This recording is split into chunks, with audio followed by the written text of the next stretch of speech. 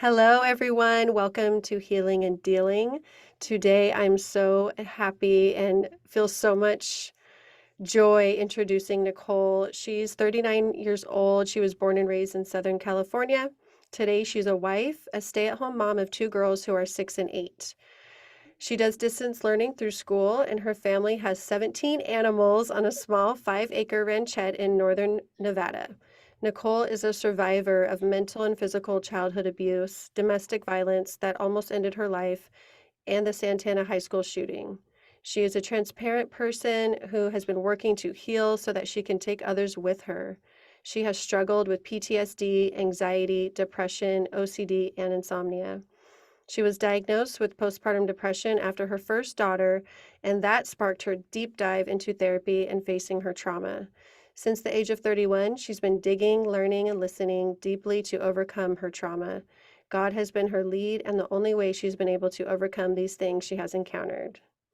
Hi, Nicole. Welcome. Hi, Oh, I'm so thank happy you to for have having you. me.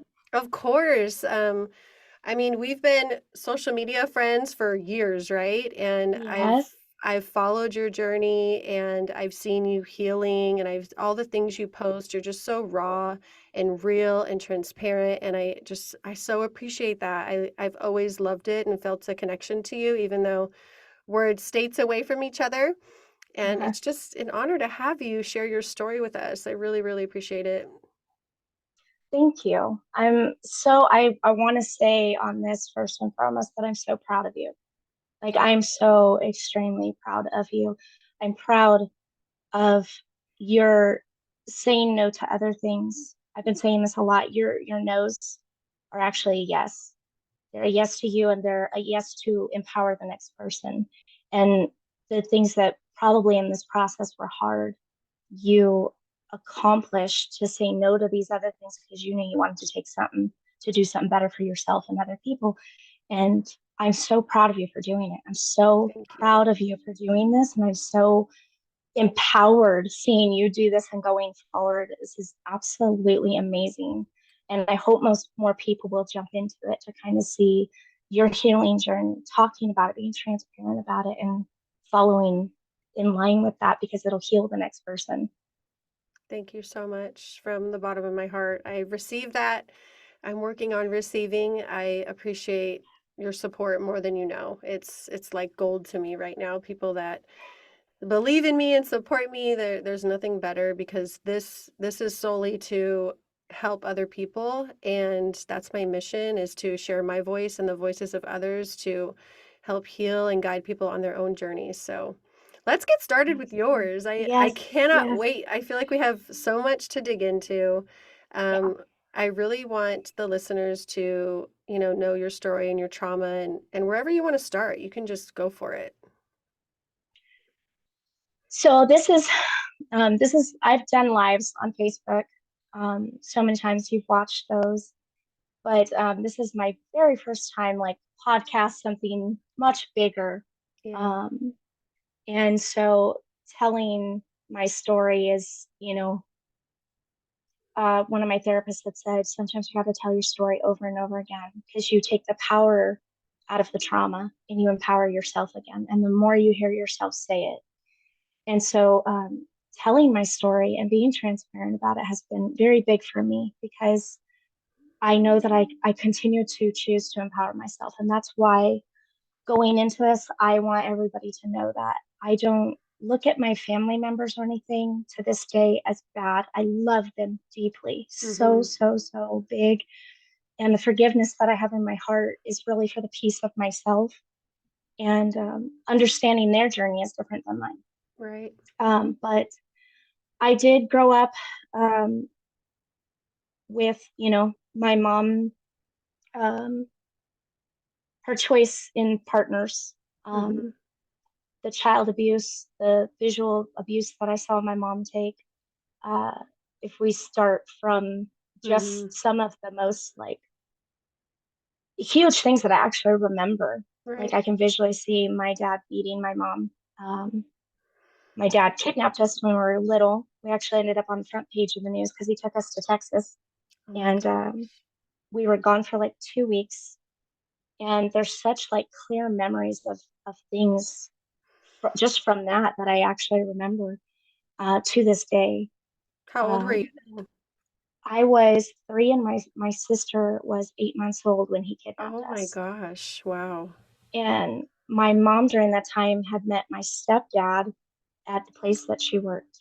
Mm-hmm. And my stepdad, I think he had ties with the police department and they went on a search for us. Whole family was hiding. It's because things my real dad was saying. But this is where my stepdad came in. And so when they got us back, we came right into the picture with my stepfather. And that is the majority of my childhood abuse. Um, Mm, he took over, told my mom she couldn't make decisions raising kids, so he needed to do it for her, and went from there with discipline. wow. And discipline to him, my dad did time in prison, Texas prison, for murder when he was 19 years old. Your He got stepdad? out on good behavior. Yeah, my Okay. stepdad. And so um, it was technically like a self defense amongst gangs. You know, Mm, he lived that life. And so, because it was kind of a self defense, but he also fled the scene, it was kind of just a whole mess. But his time in prison was actually short based on good behavior and what the okay. circumstance was. But the mental abuse started from there. He brought in this kind of boot camp prison mentality. Me and my sister used to get handcuffed to each other as What? punishment. We'd Wow. get handcuffed ankle to ankle for days, and that was punishment. And our Nicole. like real handcuffs, black and blue ankles, we would have to stand in the corner all day long together, walk together. If one pulled the wrong way, you're gonna feel it. And it things like that as a child was made like it was supposed to be normal. So you grow Mm, up with these things thinking they're normal right. in his way of discipline. I remember going to school and my mom asking one of my teachers for makeup to cover the bruises on me. And the teacher just like, oh, well, she fell and I just don't want anybody. My mom worked for the school. So she just didn't Oh. want anybody to ask questions. And I would have bruising from being drug around by my throat, being grabbed by my collarbones, feeling like they were going to snap, Mm, um, bruising in my chest from being hit so hard with my dad's finger, and grew up just where this was normalized. He, just his idea of discipline, being young, the prison mentality did not leave him. And so I remember very vividly sitting on the bar counter and my dad coming up and grabbing me, ripping me off the chair by the back of my head, ripped me by my hair. And I was probably about in like first grade. He's like, why didn't you see me coming? oh my I gosh. just didn't see you coming. Courage. So it's complete present mentality. Mm, 100%. You always got to watch your back and you can't trust people. And little did I know it was him who I couldn't trust.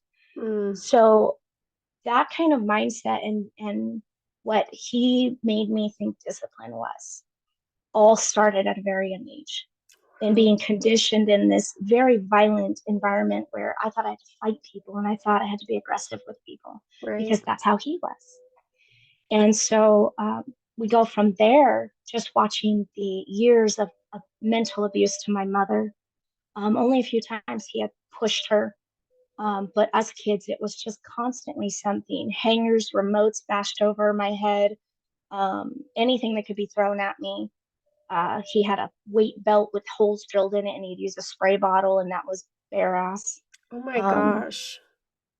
uh, Nicole, it's I just want to say one thing really fast. Like, I just want to send you so much love right now and that little girl who went through that. I don't want to say sorry that you went through mm-mm, that because no, you've overcome so much. I want to give yeah, that little Nicole lots of love right now and just I just appreciate you sharing all of that because that I can't even imagine. And I yeah. can't wait to hear how you've been getting through this. How do you I overcome receive that? your love with that because I've had to hug that little girl so many times Right? and tell that little girl that's inside of me, like, you never deserved that. That Mm-mm. wasn't you. that wasn't a you thing. That was very much a him thing. And so, growing from that, hiding it from the school, the public eye, and then falling in line with this idea of acting perfect because we would go to church and, oh, I was a straight A student and my dad was so proud of me. But then we got home and I was just the worst kid in the world. And that was confusing. What am I Mm, supposed to be? What am I supposed to look like? What is the image I have to uphold? And I became very quickly the voice of my family. I've always been protective. That mm-hmm, is one thing about me. It's just my instinct to fly in. If I see somebody getting hurt, I fly in. I mm-hmm, won't do a lot for myself all the time, but I will fly in to cover the next person. And so I started being like the red flag at the bull every time that my dad mm-hmm, was just set off and just ready to just take him on. And he wasn't a small dude. He was not by any means a small dude. He was a very wide, very strong mm-hmm. man. And I just had no fear. And it was like, well, I started developing this mentality like, if I'm going to get in trouble, it's going to be worth it. If I'm So going to you get beat anyways, did I'm you going to make it worth it. are you saying you came to a point where you started to fight back? Yeah. I started Okay. speaking up. I think the last time I was ever hit was my sophomore year. And he was talking to my mom crazy. And I looked at him and I said, do you want to talk to her like she's your wife? Or do you want to keep talking to her like a child?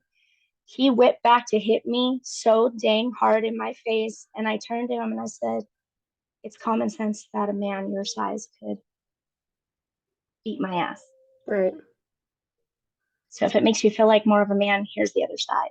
And he never hit me again. He had realized like I had taken all the power. I took Mm, it.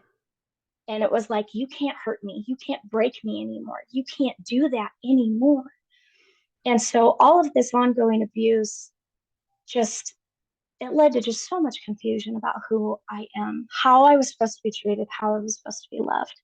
And of right. course, when you grow up in domestic violence, you think that's normal. So Right. then you subject yourself to domestic violence. And then when does the cycle break? Um, I survived Santana High School shooting, 2001. And I remember coming home from that. I had never seen a dead body. And that was the first time I'd seen a dead So you actually body. And yeah, saw it, I firsthand. still remember it. I still just remember it like it was yesterday. I remember the entire day. And So just for I was supposed anyone to be, listening, was that the first school shooting like in our area? Like I remember it yes. being a really big deal. I mean, obviously I they're all think big for the deals, but Santee, yes, every single one. It was the next one after Columbine, I believe, yeah, unless there was exact. one I in think between. so. And How many then people died? two Oh boys my had died, gosh. um, Brian and Randy. Rest in And peace. it just, I mean, that whole day, it was just such a process of like, what just happened? Right. And I'll never forget seeing, his tennis shoes sticking out from under a white sheet. And that Mm, image is forever in my head. And I just remember coming home, and my mom, of course, was there at the school. But my stepdad went, finished his day at work, went to the gym, worked out, came home like it was just any other day. And mm-hmm, I remember crying, hysterically processing all of this. But my dad had made it like it was so like, this is normal. And I mm-hmm, remember looking at him in the question, like, you're fine, right? And I was like, oh, I guess I am. And it was always how things were treated, where I started normalizing trauma. mm, I started finding that trauma, this is just normal. I guess this is just life. yeah. And then it eventually blocked me where I didn't cry. I didn't like crying. I didn't like Mm-hmm. any crying around me, um, because it was like, you're fine. Get over it. You were You're fine. You conditioned. should be good. Yeah. And I was conditioned to believe that this is just life. This is Wow. just what happens. And so it kind of started making me grow cold. Mm-hmm. I can And imagine. it just turned my heart. But I would always have this inside of me like, this can't be. Mm-hmm. This can't be what it's supposed to be like. This isn't what we're supposed to receive or be in this world. This can't be. And all of that conditioning. was it took so many years to try to figure out how to break that conditioning, that Mm, there was more to me than that person that I was being created or told that I was supposed to be. right. And I got out of from high school. I never had PTSD after that until I entered into, I was careless with my life. Mm-hmm. I was drinking and partying and just making awful decisions and putting myself in really dangerous situations. And um, when you don't grow up thinking that you have self-worth, Mm-hmm. you think, I deserve this. Whatever Right. comes my way, I absolutely deserve it. I'm this mean, horrible person. I was told multiple times by my father that I had a black heart and that I would never be able to find or keep a man happy. I would never Jeez. be able to do that. So I started believing that that was true. Of And course. I didn't look for the best men after. I could see the red flag a mile away, but I was running right towards it because I knew the red flag. In a way, that red flag was safety. It Right. was normal. Mm-hmm. So I already knew what to expect. And I ended up in a relationship, and I absolutely forgive this guy. I've heard it and seen that he's turned his life around, which I'm so happy for him. But domestic violence just went from 0 to 60 um, so fast. And within a matter of months, he had almost killed me. Oh my gosh. And I knew that the very last night that he had made a comment that I wasn't going to be saying anything else anymore. And I knew that the intent in strangulation was to kill me. Mm, And I still remember that night seeing the blackest eyes I've ever seen in my life. I have never seen such cold black eyes. And I just remember everything going out. I was actually almost gone. mm. And I heard in my head, I'm not done with you yet. And somehow he fell off of me. Wow. And he fell back because we were on the bed when he was strangling me. And he just fell back. And I got up and I remember, just going to the bathroom. I could taste the blood. He had tore through the tissue of my throat. Oh my gosh. And I just remember, and I can be so hard headed. I knew to say just enough that I was like holding myself together, but not wanting to push it. And I remember spitting up blood, and he came over and rinsed the sink out, and he's like, "You're fine." I said, "I know I'm fine. Still standing." Wow. And it was just enough that it was like I was gonna say what I needed to say, but like, no, you didn't break me. Like I'm still standing here. Like that's just always what it always turned to every time somebody tried to defeat me like that. Like, nope, you're right. I'm still standing, Do you still feel here. like you almost, like you said earlier, it was like a comfort zone, like you almost seek out these type of people Yeah. and you almost get like a good feeling when you can face them and fight them and you know you're still Yes. standing. Yes. It's so Stop. That is unhealthy. it's so unhealthy. It's absolutely unhealthy, but absolutely yes. That need to prove to myself that I was stronger than Mm, them and that no one could break me like that I was not going to let anybody break me.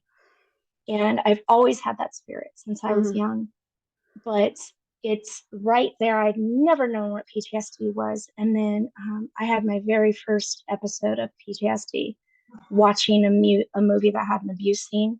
mm. I blacked out, 100% blacked out, was like I was right back there. I didn't know what it was. It was like, what was that? You were I back to woke up, the abusive like relationship or the the stepdad? actual incident. Yeah, right there, Oh, reliving it. So our brain stores that trauma in the back. right. And when you have PTSD, it will bring some of those visuals to the front and blind you. So it like replays like a movie. Wow. And it's blinding, like 100% blinding. And so I was sitting there reliving. And I woke up when I was coming back, when I was snapping out of it. It was my family trying to say, Nicole, you're okay. You're here with us. Wow. And like, what just happened? And I guess I was screaming. My hands were up in the air and I was like pushing. I was pushing Wow. back.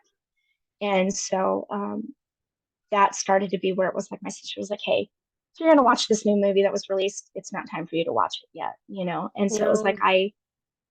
between shootings and all this stuff, I started kind of bringing myself in to like, I'm safe at home. Here's my place. Mm. I'm safe. This is my safe space.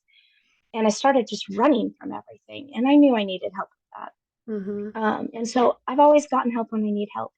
It was my pregnancy with Arissa, my first daughter, um, that I remember going in there and they do like a postpartum screening. And Mm-hmm. the counselor started asking me questions. And she's like, tell me about your childhood.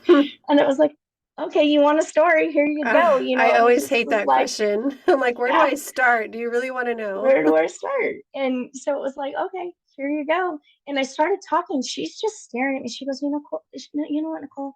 What bothers me? She said, you know what?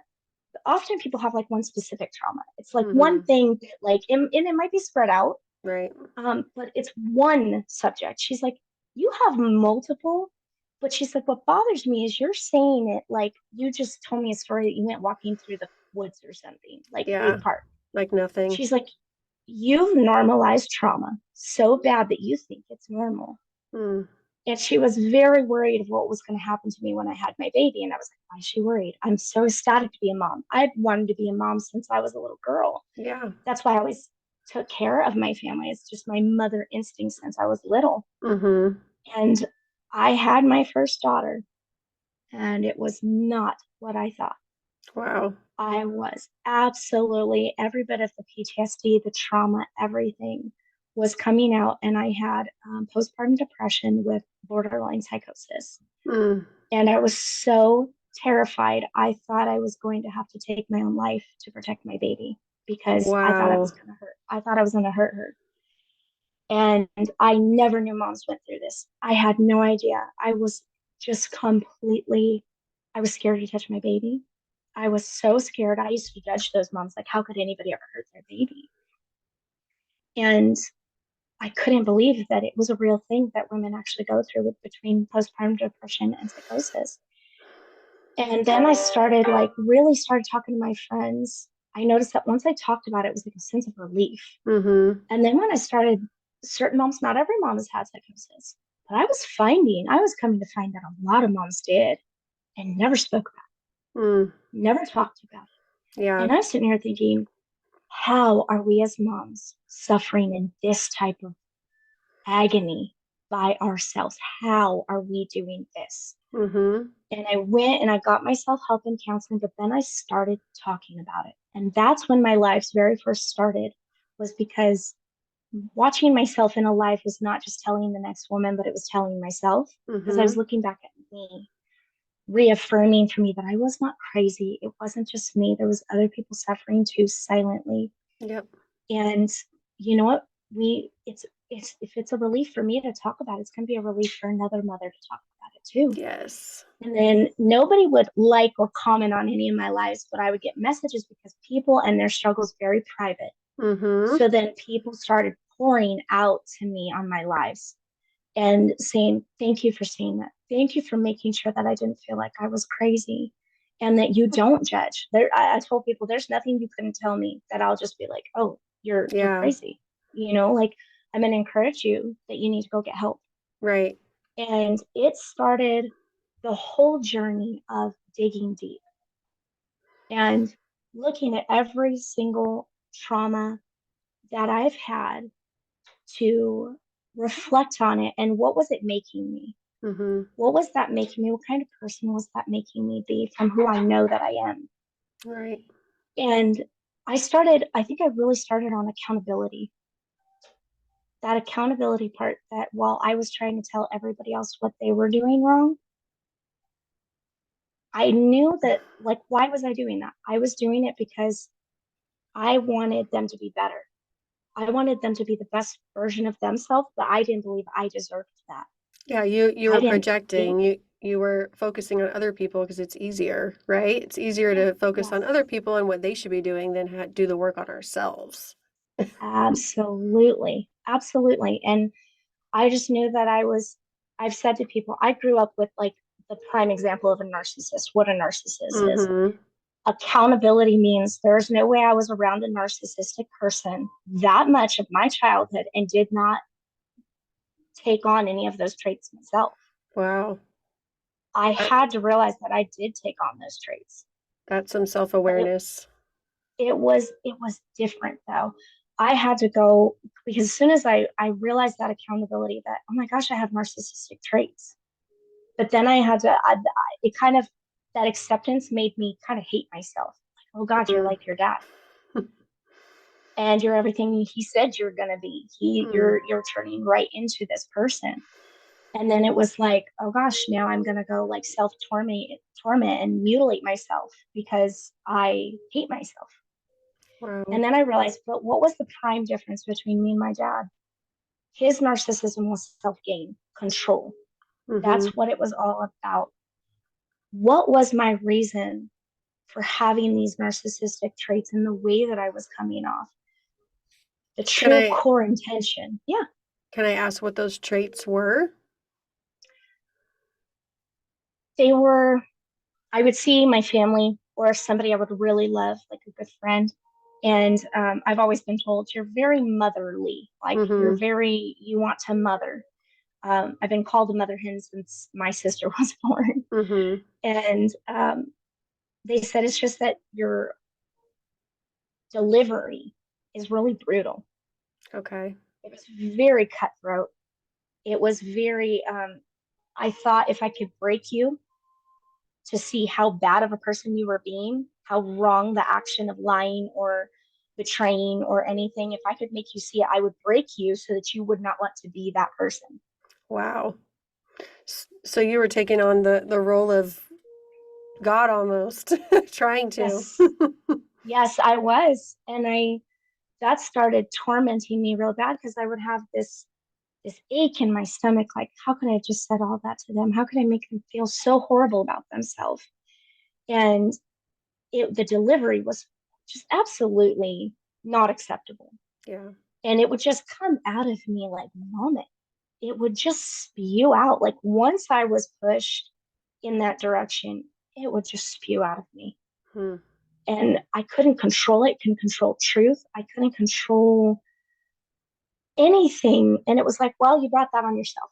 Hmm. You wanted to, tap the beast, here it is. Yeah.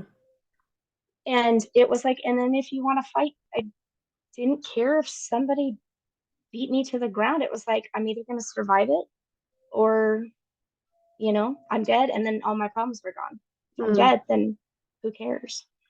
I had such a negative way of thinking, but all of the truest intention in my heart. And I just started really asking myself, like, I don't want to look like this person. Mm-hmm. What do I have to do to change it? And the more I started speaking up, the more I started facing things. I'm very much the person who doesn't want to run. Mm-hmm. I want to take it on and face it. I want to be in it. I want to recondition my mind, Mm-hmm. and I want to teach my mind that I am in control. I'm in control over me. And there was certain amounts of like control that I need to learn to let go of. Right. And then there was like good control that it's like I can control the things that I say, how Mm-hmm. I'm lashing out, recognizing triggers. That is Mm-hmm. hard. Mm. It Some of is the hardest work so I've done. hard. Yeah. To be that self aware and go, what was it? What triggered me today? Yeah. Waking up from one horrible dream could set off the entire day. Yeah. And So what have you it's, done, like when you felt that trigger and you're aware of it? What do you do now? I absolutely am more of like, hey, I need everybody to step back. I'm so, with my girls being 6 and 8 years old, I have to tell them, like, mommy's having a really hard moment. I absolutely need you guys to just kind of give mommy some space. And it's like that wanting to find a balance that it's like, how do I explain to a 6 and 8 year old, Right. but, give them the right to realize how smart they are, Mm-hmm. like not, don't take away any of their power from what they see. you know if I want my girls to have an idea that they need to speak up on certain things, I can't I can't mess with their mindset and confuse them. Mm-hmm. Oh, this is not, that's just in your head, or it's not that bad, or it's not that hard. Right. That's so It's not a important. big deal. Letting them know that their feelings are relevant. How Mm-hmm. I'm making them feel is relevant.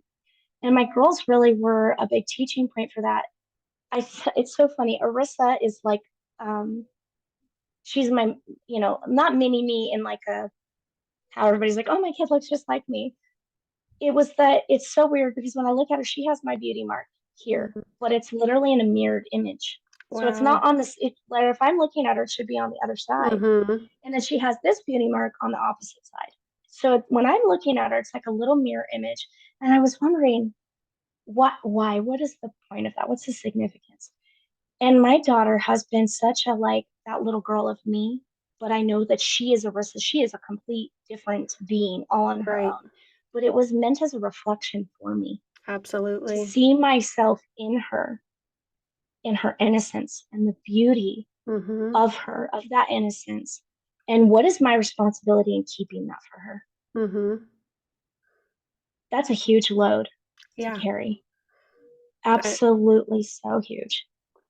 But the very first time I told her, I've had family members say, like, I think you let her be too outspoken. You know what? I remember somebody in my family when I was a little girl saying the same thing about me. I was too outspoken. too I had too much. much of an opinion. I was too much. I was way too much.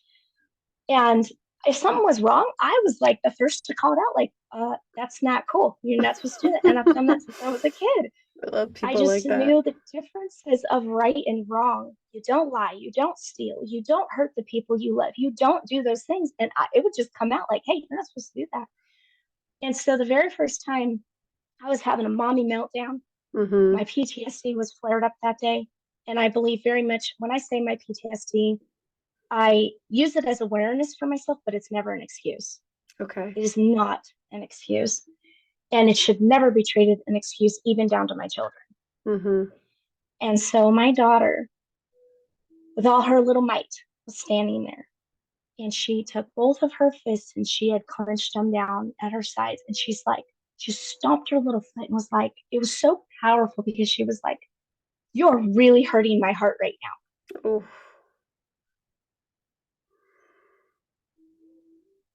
I just sat there. I sat there and I think what flashed in me more than anything is what my father would have done to me if I would have done that. Mm. Brings And I tears to remember my looking at eyes. her. This is probably like seeing them more is more of an emotional thing for me than Mm-hmm. anything I've ever endured. And it's because I just looked at her and I thought, you could do one or two things. You could strip this baby of her power and her Mm-hmm. voice, or you can get down on your knees and say thank Mm-hmm. you. And I just knew, I remember what it felt like to be that girl, to have that voice. I had that same voice, and people tried to strip me of it. Mm-hmm. People tried to take it away from me because I was speaking truth. Yeah. And I just went down to her eye level, and I said, I am so damn proud of you right now. And it was just one of the big turning moments for me. She healed more in me in that little moment. And I just appreciated and respected her so dang much. Because just because I'm the adult does not mean I have power in an abusive sense. Right. I should not think that I am the adult in that sense. We're a gift to one another. Her voice means something. Mm-hmm. And she does have a voice starting here and now. And I didn't like being stripped of my voice. I don't want to do that to my kids. Mm-hmm. She called out something that was wrong, Yeah. and I was wrong. And it's okay to say, to set mommy boundaries is hard. Mm-hmm. That was a really big one. Like, hey, you know what? Sometimes you're pushing mom around, sometimes you're abusing mommy too. And so it's like you're trying to manipulate things. It's a sense that happens when we're young, Yeah. and to emotionally manipulate what we want. Kids do it every day. Mm-hmm.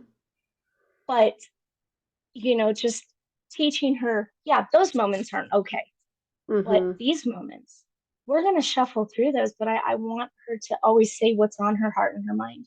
Yeah. And so that really started giving me some real accountability, self-awareness. What is triggering me? What's bothering me? The body scan is one of the things I loved the most Yes. and learned. It was so helpful to just like, hey, sit down for a second. Start at your head. What are you feeling? Do you have a headache? Do you have pressure? Do you have pressure in your ears, your jaw? Is your jaw clenched? Is your tongue in the roof of your mouth? Are your shoulders up to your ears? And then just go down from there. Mm. And one of my therapists was just like, it's how you can make yourself present. Mm-hmm. Being present and saying that to myself over and over again was so huge. How am I going to be present? Right. How am I going to be in this moment and go, hey, Nicole, none of that stuff's going on. None of that stuff is happening. All those trauma things is not where you're at right now. Just scan the body and go from top to bottom and breathe. Realizing that the one thing that is a good control for us is our breathing. Yes. I rely on mine every day to calm me down and calm my nervous system. I do it Yeah, before every call too because I can feel my nerves and I'm one of those shoulder people. And that's yeah, why I love somatics so much because trauma lives in our body. And I mean, I'm yes, reading the book right now, The Body Keeps Score, and it's truly amazing. I hope you read that if you haven't yet because it's so good. And it that's why, breath work and really scanning my body too, it's done so much for me internally. I love that. yeah. That sounds really good because just as soon as you said that, the body keeps score. It does. It does. It carries it and it holds it in parts of the body. Finding out, oh, there's no cure for PTSD. It takes a lot of work. It's a lot of work. And being aware of what's lingering in the back. What have we stored? I tell people all the time that it's like mental hoarding. Mm. Um, a lot of times, like you'll be trying to think of an actor or an actress, and you're like, what's their name? And then Mhm. what's going to happen. It's going to hit you out of nowhere a day later, or while you're Mhm. sleeping. You're like, that's who it is. And now you got to call your friend you were having that conversation with to be like, hey, now I know who I was talking about. And the thing is it's like people don't realize that your brain is working on these problems constantly, just like that. So even though you're not thinking about it, your brain's still doing the work because it wants to Mhm. fix it. What happens is you have so much trauma, so many things that you have not confronted. So people are like, oh, I'll avoid it. Mhm. Your brain's still, it's an amazing mechanism and it's still back there trying to do the work. Right. You've got an overload happening. You've got hoarding going on because you have not taken each subject and directly taken it on head on and confronted it and said, hey, what's going on here? How do I really Mhm. feel about this? Do I feel like I can say what this made me feel like? And when I started breaking those things down and trying to clear out the hoarding, it's what depression is. It goes on lockdown. It's too much happening. Body freezes up. And depression can serve a good purpose because it's your body speaking. Mm. Rest. People say, like, I'm depressed in a negative way, but it's like sometimes your depression is from this overload. And it's saying, I'm tired. I am so tired. And I realized that when I was saying depression or anxiety or PTSD, like my brain's really doing a magnificent thing here. Mhm. It's trying to heal, but I'm not going along with the program here. And Wow. I needed to start identifying it as a positive for myself. Mhm. Am I really suffering if my body's trying to tell me the right things to do to heal itself? I'm not listening. When am I going to stop that trauma response of, flight or flight, survival mode, staying busy, never allowing yourself to sit down, overloading yourself with people, places, and things? Mhm. It was like, I got to start saying no to all this because I was always just running after the next person, but not taking on my problem. Yes. And it was like, when am I going to stop doing that? Because they're the answer to their own problem. Right. You can't I heal did, them. You can't or no, you can't fix them. You know. no, I was trying to be a fixer for so many years as well. It's almost like you have to yeah. recover from that too, you Oh know? gosh, yeah. The people pleasing and the fixing is such a recovery process. But Yeah. the first time I started saying no, it was like I had to tell myself, like, your intention is to help them, but are you? Are you enabling them or are you empowering them? Right. And then I realized I was doing a lot of enabling and I wasn't letting that person see their own power. Mm-hmm. How powerful each of us are as human beings. We are so individually powerful. Yeah. We have the capability to change to change the manifestation that we put out, all of that energy, all that frequency of Absolutely. negative energy. And just when you say that, oh, nothing's going right, everything, I was like that. I was just Mm-hmm. constantly negative, and I was constantly, if anybody asked me, hey, Nicole, how are you doing? I was like, I'm tired. And I was like, why do you say that as soon as anybody, it was the truth. Yeah. But that type of negative tired was really bringing, I could feel it every time I Yeah. said it. And it was like, I'm speaking that life over myself. Mm-hmm. Yep. I was in the same exact boat. I did the same thing. And my husband's like, I can't live in this negativity. Like it's It's, like a cloud that was hanging over me. oh my gosh. Yes. And it does. It so does. And then it brings you down. It brings all your surrounding down. And Mm-hmm. you don't even realize that everything you're speaking is just this negative and it's drawing in more negativity. It's going to be in like what manifests the bad things are just going to keep happening because you know why Yeah, you keep willing them into existence. And exactly. if you, the more you say nothing's going right, you are manifesting that nothing is going to go right. Yep. We have bad moments, Mm-hmm. but I started learning how is every moment a teachable moment? Yeah.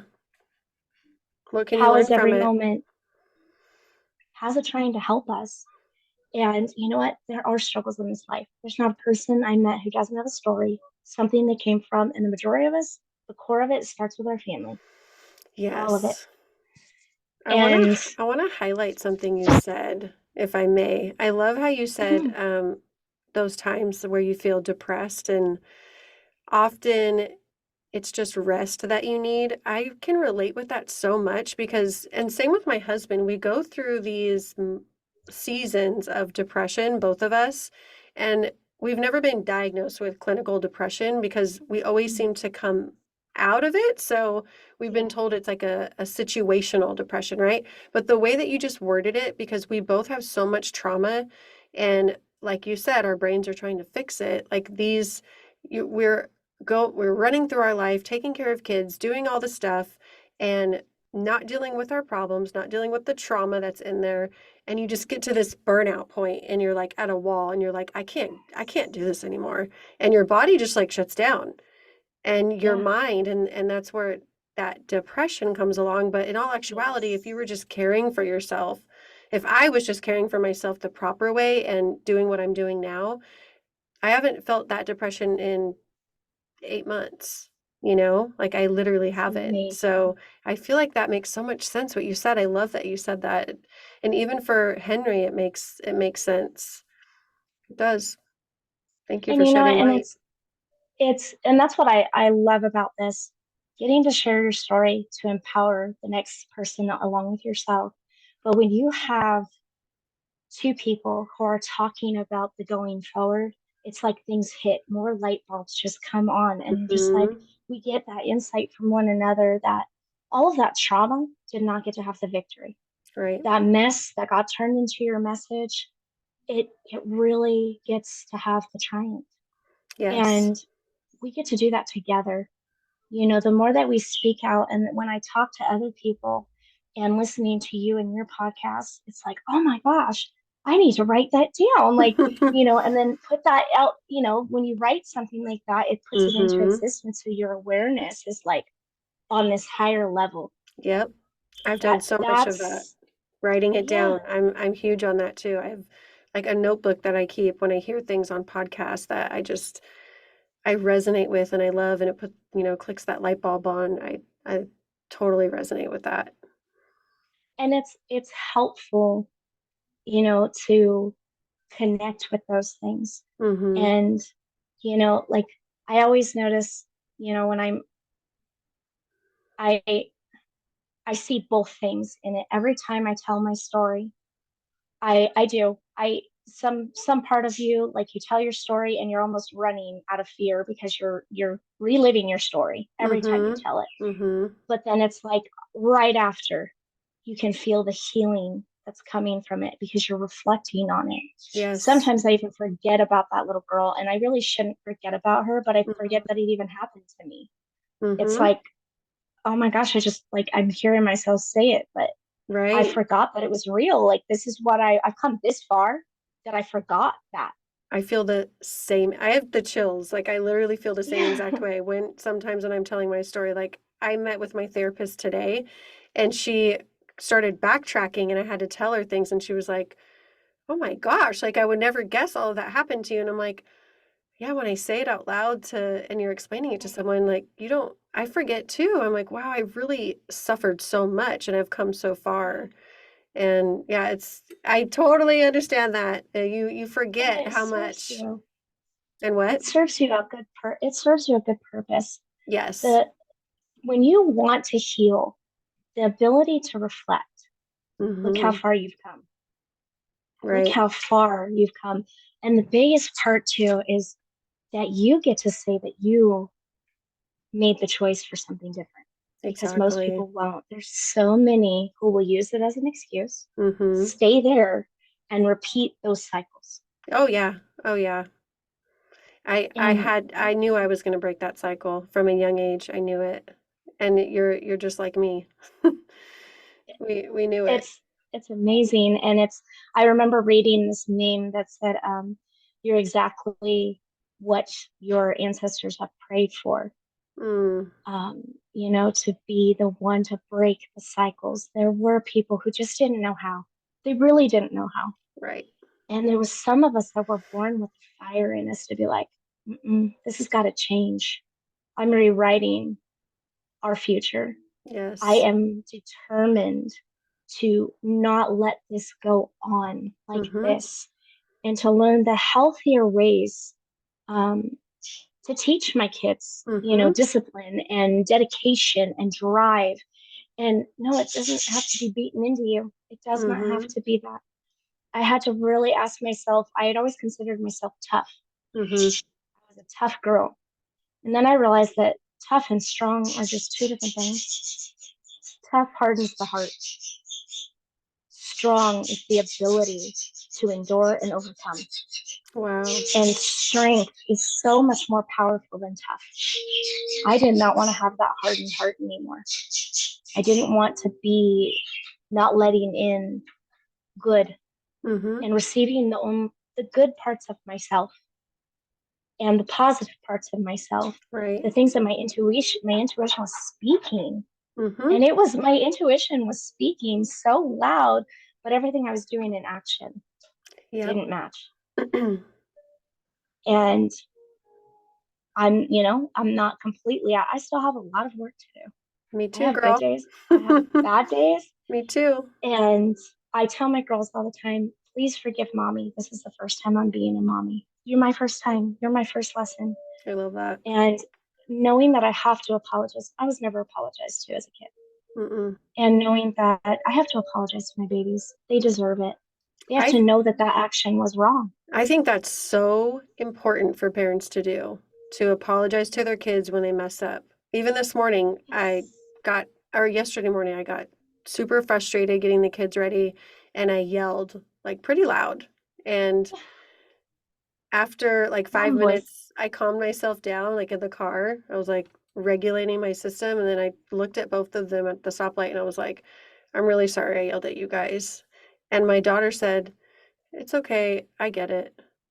That's what she Yeah. said. And I was like, "Thank you, Blue, for accepting my apology." And I always talk about the repair because like things are going to get messy sometimes. Like we're going to mess up. Oh, We're going to screw yeah. up, and it's about that coming back together. And I mess up a lot with my kids, especially my daughter. It reminds me of my daughter when you talk about your daughter because I feel like she's also a reflection of me. And this sometimes when I'm meditating and I'm visualizing my inner child and my higher self, like Blue will come into the picture and I can see my daughter and I think the point of it is to love my inner child like I love Blue.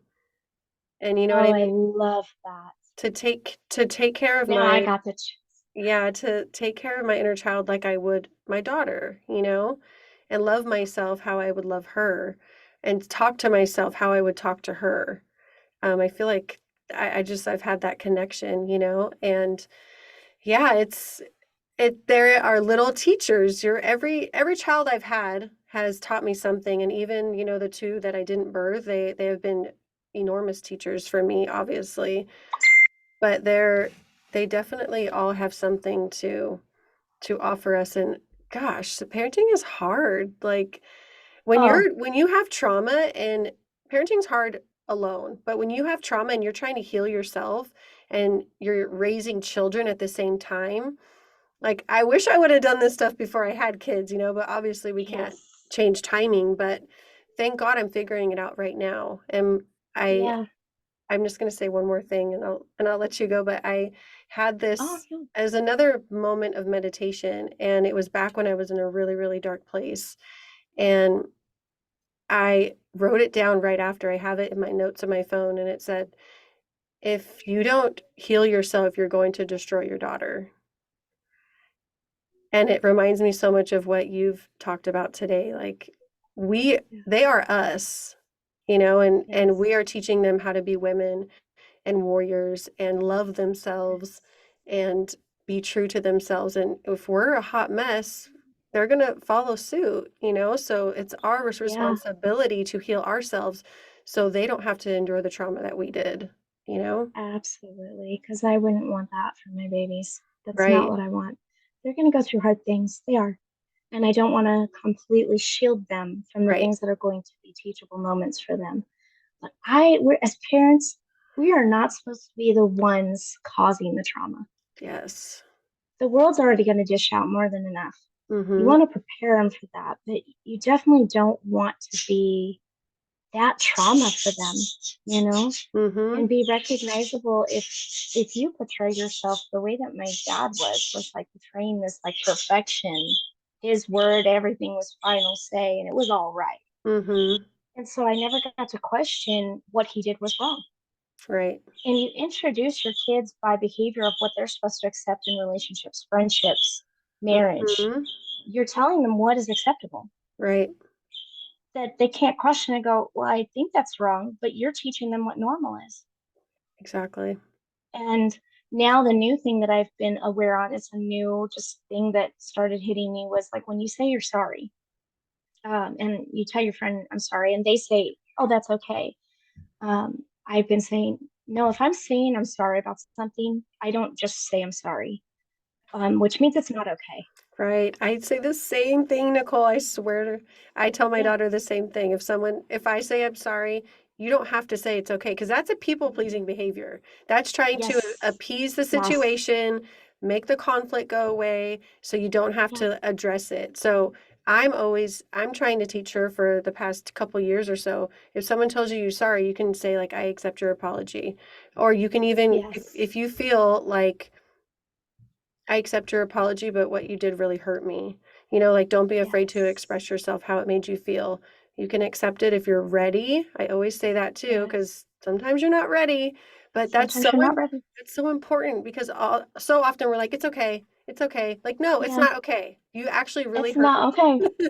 Yes, and now my daughter is saying it, and so seeing that reflection of Yay. her saying it is like, I'm so glad that she's acknowledging and taking responsibility for wrongdoing, Yes. but also that's I'm teaching her boundaries Yes, you are. and to not condition herself to be like, yeah, that's okay. No, it's not okay.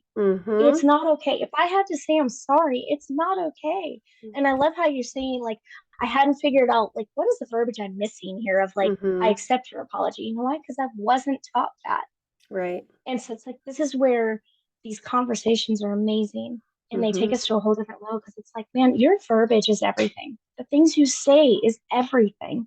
Mm-hmm. And you're going to be speaking a manifestation, but you're also going to be aware of what you're making Yes. acceptable for your life and the next person. Mm-hmm. And I want my friends to hold me accountable. If I said something that hurt them, like I want them to say, hey, Nicole, you're kind of being a little harsh about that. Like I get what Mm-hmm. you were saying, but it's okay to say that to me because I need correction. Otherwise, I think I'm perfect.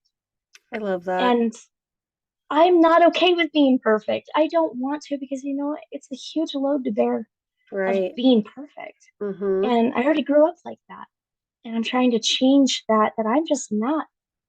I have hard days, I have bad days. Mm-hmm. Sometimes the house is a wreck because I get into that like I can't do anything. I just can't. All I can do is keep you kids alive today and myself okay. Uh-huh. But that's about the extent of what I have. That's the capacity of what I have today. Yeah. And I think giving myself more grace instead of most of those voices come from your childhood. Right. It's not you speaking to you, it's the voice that was conditioned in you Mm-hmm. to tell you every negative thing about yourself and all the overcorrecting, Yeah. micromanaging, instead of going, you know what, that was just stupid. It just Mm-hmm. happened. How do I correct it? Yeah, for me, it's been a lot of letting go of like the invisible boxing gloves. Like you don't have to fight everyone. You don't have to protect yourself all the time. Oh my gosh. Yes. Like my husband would have to tell me all the time, "We're on the same team. I'm not against you." And I would be like Tom says that too. clenched up like in just Yeah. my own stuff, and have to let that wall down and realize like, okay, I can relax. I'm safe. And you think I've been in this marriage for so long, you would think I felt safe, right? There's still days in Mhm. my mind where I'm like still that fight or flight mode that we talked about. Yes. So it's a process, it's a journey, and just being aware of those moments now is the biggest thing. Like, okay, right now is that moment. I need to breathe and recognize that I am safe and he's not against me. He loves me, those Yes. moments. Yes. Oh, I absolutely do. Because Tom's told me that too. Something we did was marriage counseling because we Hmm. needed it. And our marriage counselor, she said, you know, it's very hard for two people with trauma to make a marriage work. Oh my gosh. And That's she a was whole like, other you guys, conversation. oh, it is. And she was like, you guys trauma bonded. You bonded over your trauma. Yep. And then now, when you guys try to deal with life, both of you just know that you're triggering each other and both of you got to fight back. Boom. Mic And it drop. was like, That's so oh, true. man, if there was Oh anything that my was the most gosh. profound thing that anybody could said about marriage, I was like, that was just it. And then it started making me look at him to go, is that what I'm doing to you in this moment? Because Right. maybe like I need to chill. And we're still learning. We're Yep. still learning. Us But it too. does that whole thing you said, I'm in a safe place. It is so hard to recognize with a person that Hmm. you are in fact in a safe place. It's mentally exhausting to not feel safe. Right. It is mentally exhausting. One of the biggest things recently was my mom, and it was our self awareness thing. My mom was here when I was taking care of my grandfather, Hmm. and I'm not even kidding. I yelled at my poor mama about everything. I was already heightened and stressed from my grandfather, and I was yelling at her, making her cry. And part of my counseling was the triggering trauma of family members. Mm. Even though the abuser's gone, I was always in survival mode. I was Mm. trying to live in survival mode. Yep. And so this identification of going, oh my gosh, whenever they're around me, my sense is heightened to protect them. But the beast is gone. Now Yes. I have nowhere to project it. So now I'm projecting it on you guys, Oh the my very ones that gosh. were the victims. That self awareness was really hard for me to take. I cried with my mom. I said it out loud. And thankfully for me and my mom, we've been able to just go through this together. Hmm. And I went from just like, how could I make my mother cry like that? How could I be so angry still? Sometimes that Hmm. makes me mad. Like, just let it go. But your mind doesn't want to Right. because it hasn't fixed it. And it was just a really, this recent was just such an awareness of like, are you aware you're safe when you're around your mom and your family? Are Hmm. you aware he's not here? Mm. You don't have to protect anybody right now. Everybody's fine, actually. And Exactly. that was just when you said it, it was like, man, that was just a recent record, like big, huge, like self awareness thing of like, do you tell yourself you're safe? Do you make yourself aware that you are safe? And Hmm. if you have lived in trauma responsive survival mode, you know how exhausting it is. you didn't do anything today, but you're so dang tired. Yep. You're just like, I didn't do nothing, but I'm exhausted. Yeah. And I really recognized that with my mom, so I could start catching myself.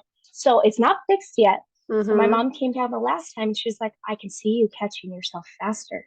The fact that I recognized it, and now when anything's happened, I'm like, why do I feel shaky and unsafe right now? What is it? Yeah. Yeah. Your And my body's biggest way reacting. was, yeah. And it's like now I'm reflecting and going, I don't want to be that person. I don't want to do that to my mama, my sister, my family. I don't want to do that. And I've got to make myself really aware that I am in a safe place with them. That Yes. monster's not here. You know where it starts? It starts in your body. I've done so much training recently around, like we talked about earlier, your breath, feeling safe inside and then externally. So this chair I'm sitting on or the walls around me, and then you Yeah. can really like expand, and then you find that peace inside yourself, and then it's like you open your eyes and you're like, okay, like I'm in a safe place. I'm because you're safe Mm. within you. And that was something I Oh my learned gosh, I from, love that. yeah, I learned that from another therapist I was seeing, and because I kept going on and on about how Henry made me feel safe, and she was like, "Have you ever thought of finding safety in yourself?" And I was like, "No. Wow. Like, what does that mean?" And so she taught me these techniques of grounding in and really just trusting yourself and building that safety within you. Because people like us that grow through so much trauma, it's rare to feel safe. So it's like something I really had to work on, and it's helped me tremendously. Now it's something I can go to anytime I have those moments of like, this is a triggering moment. I need to find safety within my body. Man, and everything you just said about finding safety within yourself, do you know why the majority of us can't? Is because everything we ever had a feeling on was dismissed. We were taught to not trust yourself or you to be your own safe person. Yeah, exactly. And that is a really hard reality when you actually hear that and process that and go, I wasn't taught that I was Hmm. safe place myself. Right. I was taught that I had to rely on my abuser. Hmm. That was supposed to be at the same time he could be the scariest person to myself and everybody else.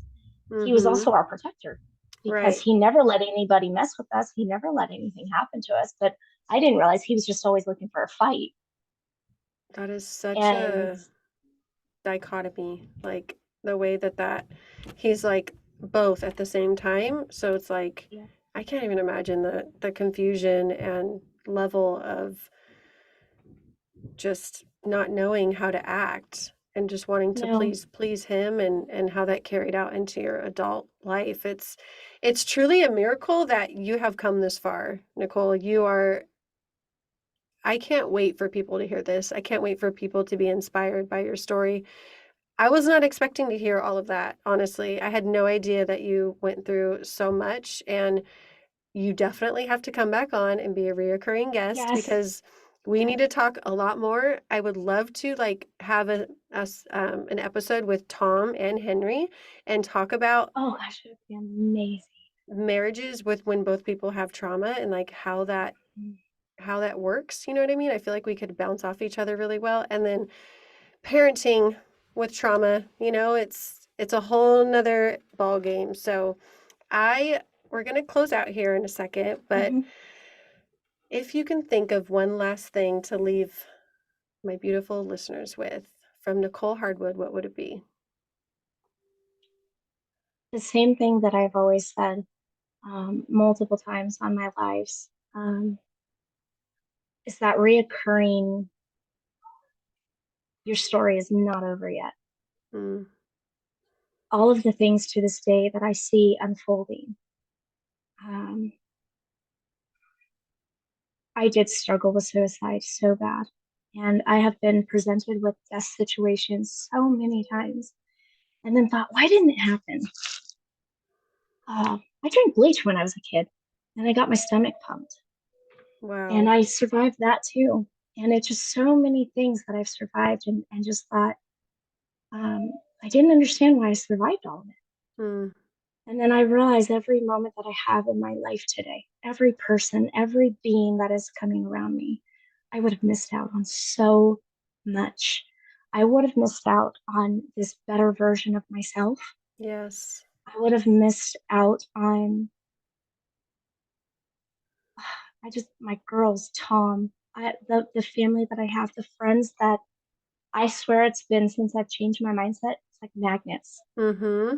I'm feeling that frequency from other people, and I'm just feeling them be drawn That's because in, and the we feel your connection. energy. I can feel your energy through my phone, like when I watch you or when I read things that you post, because it's so real. You're not putting anything extra on it. You're not trying to sound a certain way. You're just being you, and it's so authentic that people are just, they will gravitate towards it. That's exactly what I would have missed out on. Mm. And this type of beautiful connection, um, just with you Yeah, today, there's just so much you said today that it's like I can't wait to go over this and go through it and reflect on what we've talked about. right. Me too. And it's like I would have missed out on the gift of getting to heal. Mm. Yes. And all those times that if I look back and I would have taken my own life or I didn't make it because of a death situation, I would have died that broken hearted little girl Mm-hmm. that never got to give herself that hug, that love, that embrace. And today I get to look at that and go, my story wasn't meant to be over. No, It it wasn't meant doesn't. to be. It's still not over. And I have gotten the opportunity to come this far. I have gotten the opportunity to try to right my wrongs because Mm-hmm. I have done so much wrong. And then I get to hug and embrace my family just a little bit tighter to realize the blessing that they are Yes. today. And that your story's not over yet. You're not struggling alone. I know that the mind can be a very tricky thing. It can play games, but it's not over. Right. No, it's not. And we are here. Both of us, I know Yes. you're active on social media, and I know if someone's struggling, you are a great person to reach out to. So, oh my gosh, Nicole, that was so beautiful. I'm buzzing right now. I can feel it. I love it. Thank you. Thank you so much for coming on and sharing and being so incredibly vulnerable, because it takes so much courage to talk about that. But like you said, every time we talk about it, we're healing. So Yes. that's the beauty of this podcast and the beauty of guests like you that come on and share. So thank you. I appreciate you. And thank you for letting me heal with you too. That's where I Mm, say we're better together. We're that's better right. together because it's like today you just get that little bit more of healing Yeah. that you didn't know you needed. And if Yeah. you didn't talk about it and you never said anything, if you didn't decide to do this podcast, I would have missed out on another part of healing today. Yeah. Me too. Every single time I And get on here, I learned something, or like, especially this one, I'm just like, wow, I feel like I healed little pieces or understand things better. And just, it's beautiful to connect with someone too who understands, honestly. absolutely. And your yes for you, I'm so thankful for your yes. I'm absolutely so thankful for your yes in this. Well, it's going to be a yes for a long time, so we'll be back on here together soon. Yes.